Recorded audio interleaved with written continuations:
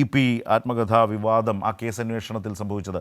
സനോജ്, നേരത്തെ തന്നെ കണ്ടെത്തിയ വിവരമാണ് ഈ ശ്രീകുമാറിൽ നിന്നാണ് ഇങ്ങനെയൊരു ആത്മകഥാ ഭാഗങ്ങൾ ചോർന്നത് എന്ന് പോലീസ് അന്വേഷണത്തിൽ കണ്ടെത്തിയിരുന്നു. അതിൻ്റെ തുടർച്ചയിലാണ് ഇപ്പോൾ ഈ അറസ്റ്റ് ഉണ്ടായിട്ടുള്ളത്, അല്ലേ സനോജ്?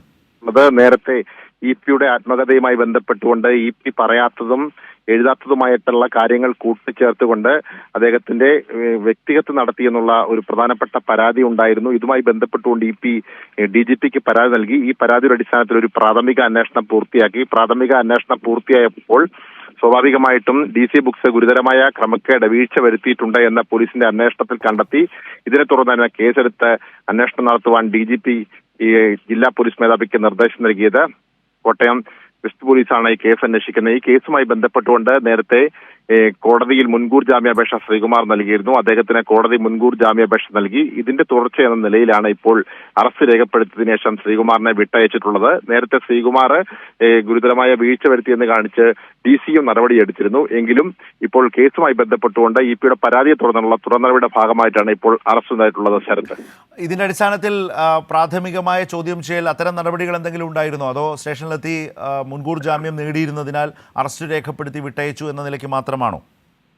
നേരത്തെ ഈ കേസുമായി ബന്ധപ്പെട്ടുകൊണ്ട് ശ്രീകുമാറിന്റെ മൊഴി രേഖപ്പെടുത്തുകയും ചോദ്യം ചെയ്യുകയും ചെയ്തിരുന്നു. ഇതിന് പിന്നാലെയാണ് ഈ അറസ്റ്റ് നടപടികളിലേക്ക് പോലീസ് പോകുന്നുവെന്ന് മുൻകൂട്ടി മനസ്സിലാക്കിക്കൊണ്ട് DC ബുക്സിന്റെ ചുമതലക്കാരനായിരുന്ന ശ്രീകുമാർ മുൻകൂർ ജാമ്യാപേക്ഷ സമർപ്പിച്ചത്. ഈ ജാമ്യാപേക്ഷ കോടതി അനുവദിക്കുകയായിരുന്നു.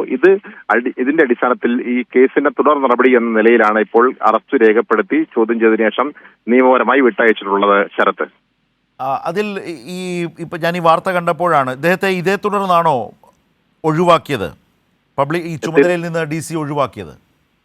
തീർച്ചയായിട്ടും ഈ സംഭവവുമായി ബന്ധപ്പെട്ടുകൊണ്ട് EP ആത്മകഥ എന്ന പേരിൽ EP പറയാത്ത കാര്യങ്ങൾ എഴുതി ചേർത്തു. അത് തന്നെ വ്യക്തിഗത നടത്തുന്നതിന് തുല്യമായിരുന്നു. അതുമായി ബന്ധപ്പെട്ടുകൊണ്ട് അദ്ദേഹത്തിന്റെ അനുമതിയില്ലാതെ DC അവരുടെ സോഷ്യൽ മീഡിയ പ്ലാറ്റ്ഫോം വഴി ഈ പുസ്തകം ഉടൻ പ്രസിദ്ധീകരിക്കുന്നു, പുറത്തിറങ്ങുന്നു എന്ന് ചൂണ്ടിക്കാണിച്ചുകൊണ്ട് പരസ്യങ്ങൾ നൽകി.